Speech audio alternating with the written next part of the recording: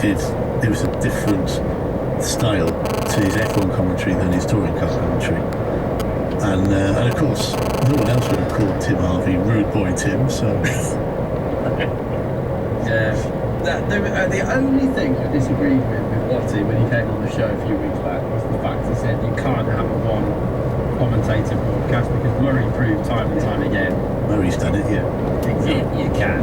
Yeah, of course you can. Obviously, Watty refers to it. I understand where he's coming from. You get that banter that you can't get with one, but what Murray was so good at was engaging the audience and bringing in a new audience and making a few deliberate mistakes and highlights, knowing it wasn't live, knowing it wasn't correct, to make it more natural, because let's remember most of those races were recorded highlights and all put together. He'd have already known the results. He would have already known the results. Oh, there's been a big shot between Clement and Silver for the title.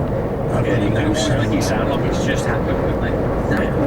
Always make it sound like it's happened. Steve Ryder is in my head as well. Yes. I know we did like the last record and that sort of stuff, but just his voice. Yeah, as an anchor, he's super. Oh, and again, growing up as a kid, I was in the background, driving around my parents' house, and then I was on a Saturday morning, on Stratton, it's just his voice. So for me to race in the era that I did it, for Steve to then come and be involved in it, to talk to him, like, that blew my mind, the fact that growing up as a kid, listening to him, and sort of, he was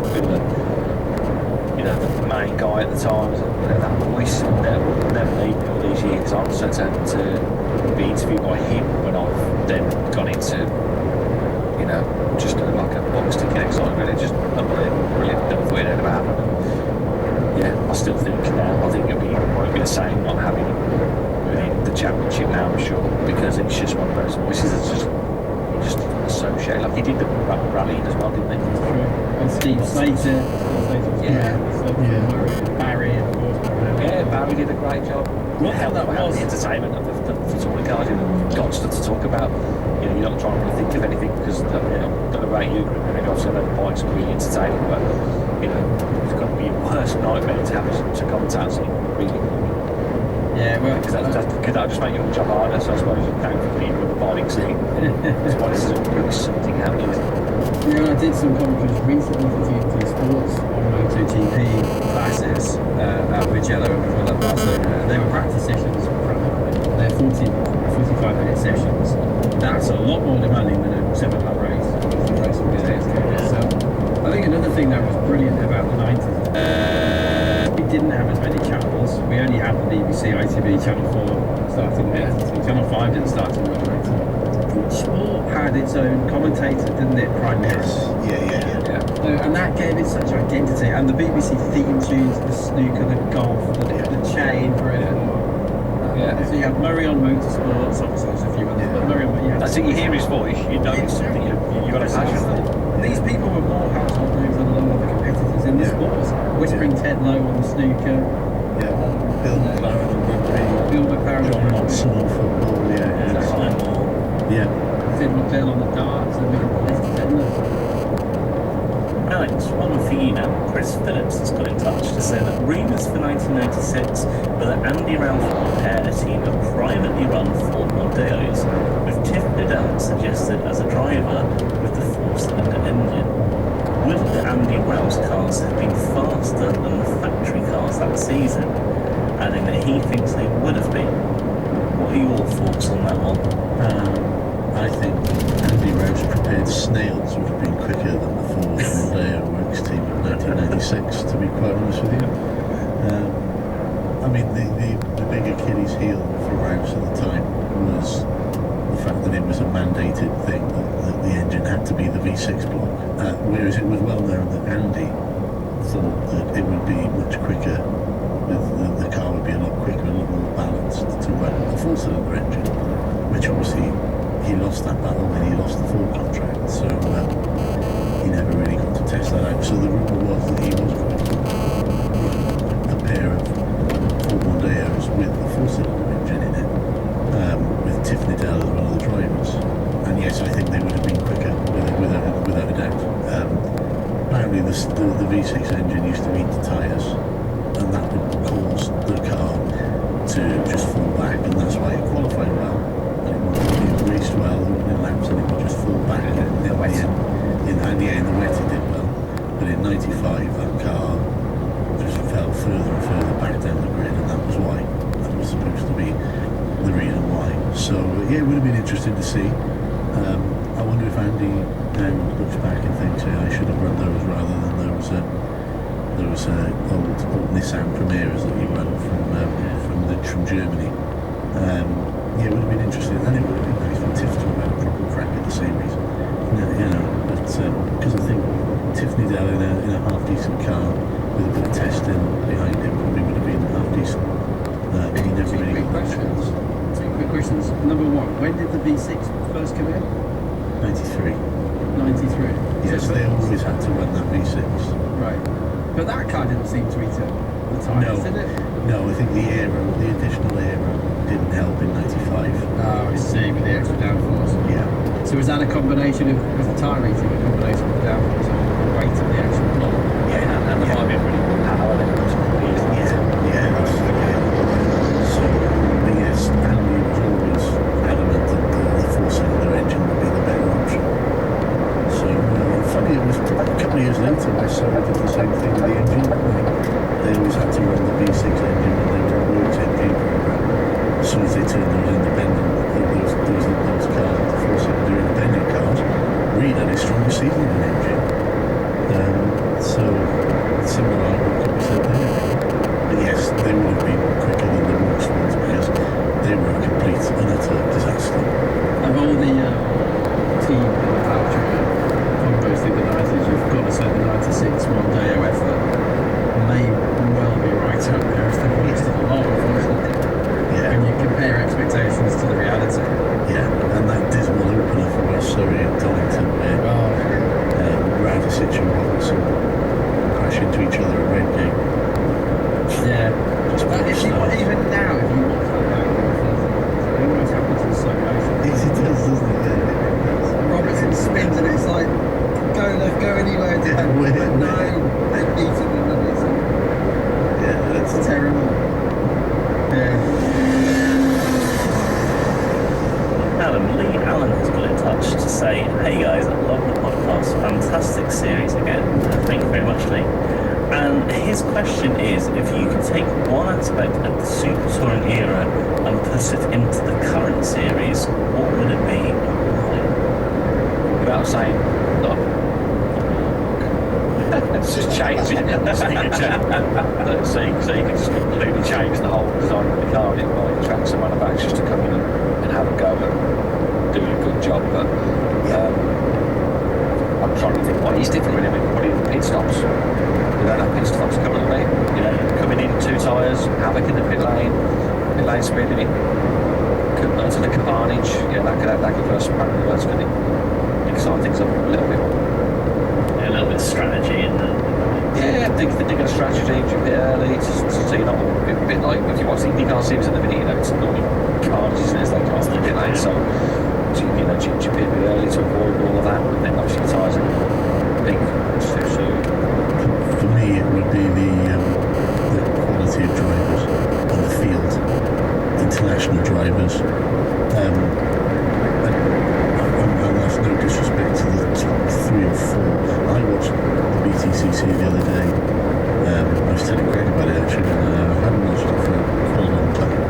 And I sort of thought, no, I will give it a go. And I didn't really enjoy it. But apart from the top 3 or 4, I don't think there's really that much quality in the field. And I think... Yeah, so part of the drive, yeah, just I didn't realise you were really that deep into chasing drivers out, to be honest. I've seen them, yeah, the characters, like we said before, they're pretty much we look at last week's episode where we were struggling to put some drives into the top 10, and I don't think you've got that level of quality now. I don't think you've got it anywhere near it in quality now. Where did it all go wrong then? Because if you look at Grand Prix racing for either cars or bikes, it was a false economy, wasn't it, in many ways? Because you had the tobacco sponsorship from when sponsorship started, sort of 60s, early 70s. And they had an endless part of it. Exactly. Exactly. Cigarettes, the whole time. Yeah, exactly. So if you look at the 1997 midfield, you had Rothmans, you had West, you had Harley,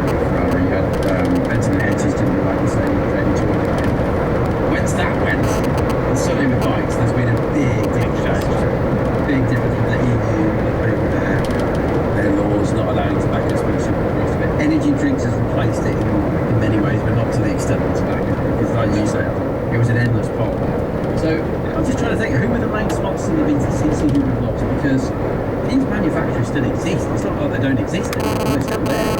So where did it all go wrong? It obviously got very expensive. I think touring cars is really going to suffer an existential crisis at some point because the manufacturers don't really want to sell the type of cars that traditional touring cars are. Quite simply.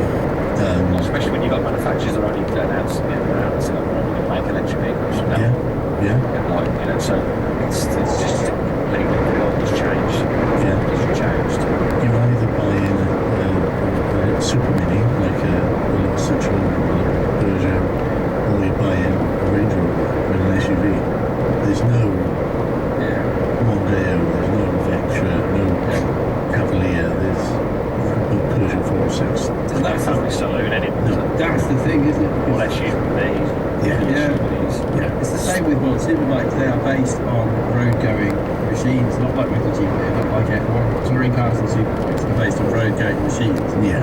And the market's changed, so we're going to have to adapt to, this is going to sound a bit ridiculous, but why not race the Range Rover or the little Super Mini? I know that sounds a bit mad, but it would get people's attention. What they're doing in Brazil, the stock cars are based on SUVs now. They've been there for some time, haven't they?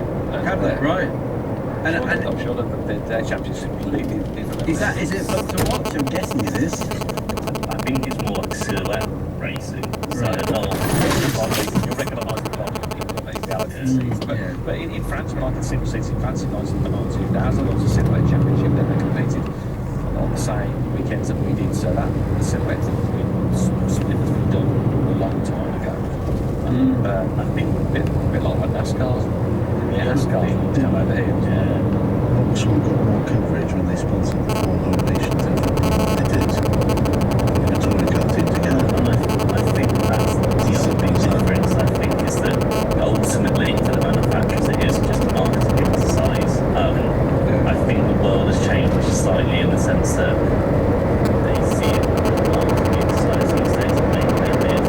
30 years ago where they saw it like they used to as a test of the engineering, that's not a thing now because cars are just reliable. So you don't need to go and race it to show us reliable. People assume it is and go from there with the internet and reviews and build quality, things like that. But also advertising's changed, the nature of it's changed. It's all about social media and sponsored posts and things like that. So, if there's an algorithm that's going to follow you to the buyers, you're going to pay for that and get almost a higher rate of success than put money into a project that might not even show your product in a good way, which ultimately is what motorsport is. And I think we're seeing it in the things that aren't succeeding on the higher end stuff, like the sports car racing, where the performance of a racing car is going to be a big factor to a purchase of someone that's looking at a hundreds of £1,000 supercar. They're going to be bothered how good it is, but for average family cars, that's not a thing now.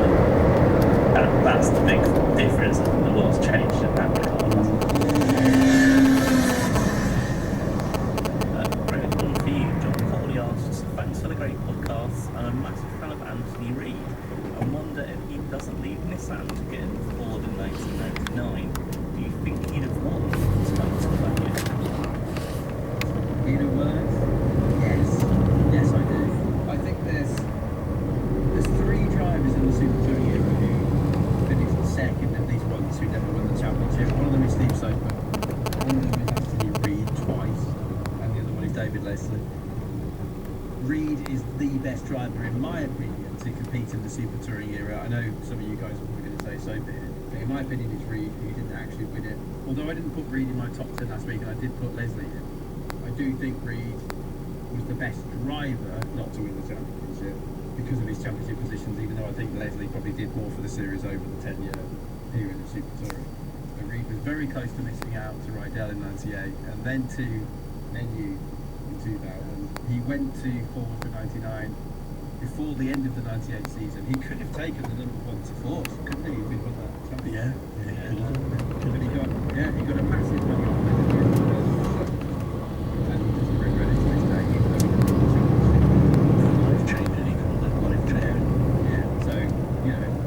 to be fair, he could have touched it anyway in 2000 if he Life changing. So yes, to cut a long story short, I do think looking at it, Aiello there, Reed beat Leslie, and Reed beat Leslie together. So I think, yes, Reed almost certainly would have won the championship if he'd stayed in recently. Yeah, I agree. No two ways about it. Probably even more dominant than Aiello. Really? Knew the team, knew the car all the time around him. He said it used to fit like a shoe, and he says it still does now. Yeah, It's just in the car, still talks about it. it's in the car now, 25 years later. And it fits like a shoe. I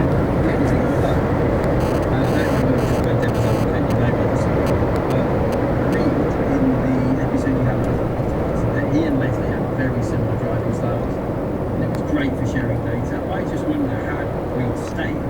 Would Leslie's results have maybe been a bit better in 99 because he was quite inconsistent, whereas Aiello obviously was Quite possibly. just makes me wonder whether there might have been a bit of a friendly match, perhaps. Just Quite possibly, just putting that out there, but I still think it was very different. In a championship point, there's the data share and stuff. Yeah, good point. I don't know in the championship if Reed and Leslie would it have done? I don't know. I still think Reed would have though. It's a question we ask RML. Yeah, true. Yeah, to do that at Brands Hatch. You know, did that ever happen? Did it ever got requested by any drivers? Just get on. Yeah, I can't imagine it really happened that often, to be honest. Do we also agree the top three drivers in the era not to win the title are the three who finished second and never won, which are Reed, Leslie, and Yes, Soper? yeah. I think that's fair, yeah.